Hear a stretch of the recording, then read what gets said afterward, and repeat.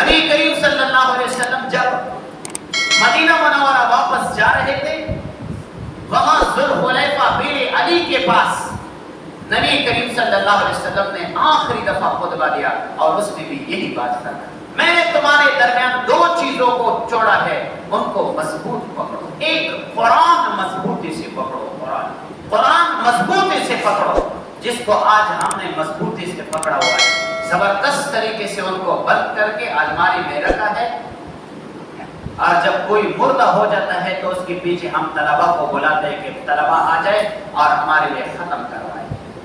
یہ ہم قرآن سے آج کے زمانے میں کام لے رہے ہیں، ہم نے مضبوطی سے پکڑا ہے کہ صرف مردے کے پیچھے قرآن پڑھو، بس 5 روپے کے نمک پارے اور 10 روپے کے سموسے طلبہ کے لیے منگواتے اور ان سے ختم قرآن کروا لیتے ہیں۔ برحمتک یا ارحم الراحمین، خدا کی اوپر چلو مسئلہ ہی ختم ہو گیا۔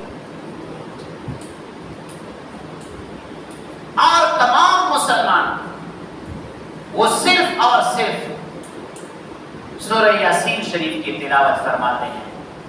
آپ کسی بھی قرآن کو اٹھاؤ، اس میں سورہ یاسین پرانا ہوگا اور باقی پورا قرآن نیا ہوگا۔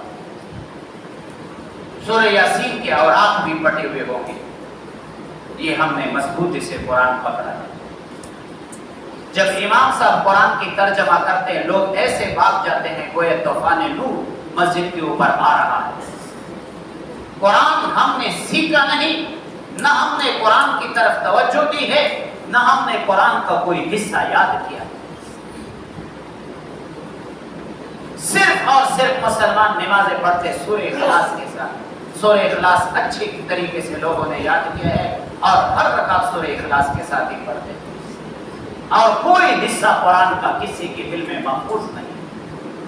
نبی کریم صلی اللہ علیہ وسلم نے فرمایا، میری دلی خواہش ہے کہ میرے ہر امتی کے دل میں سورہ یاسین اور سورہ ملک موجود ہو۔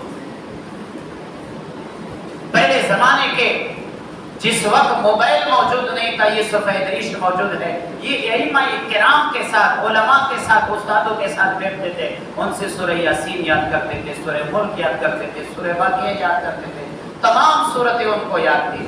آج نوجوان کو اتنی جلدی ہوتی ہے کہ اس طرف سلام میں پھیرتا ہوں تو دوسری طرف سے دروازے پر ڈز ہو جاتا ہے کہ ڈز میں نکل گیا امام صاحب، اب مزید میرے پاس ٹائم نہیں ہے، کیا جائے گا، گھر میں جائے گا اور فیس بک کے ذریعے بیٹھ جائے گا۔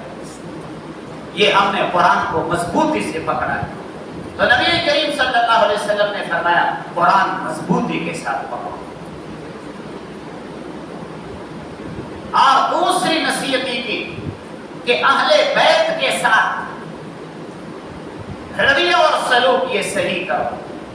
نبی کریم صلی اللہ علیہ وسلم کے اہل بیت، ان کے اقرباء، ان کے رشتہ داروں کے ساتھ اپنا سلوک اور اپنا معاملہ درست رکھو۔ آپس میں قسط و خون نہ ہونا۔ یاد رکھو، اگر تم آپس میں لڑے اور تم نے ایک دوسرے کا خون بہایا، اللہ جل جلالہ تم کو ایسے ہلاک کر دیں گے جیسے پہلے امتوں کو ہلاک کیا۔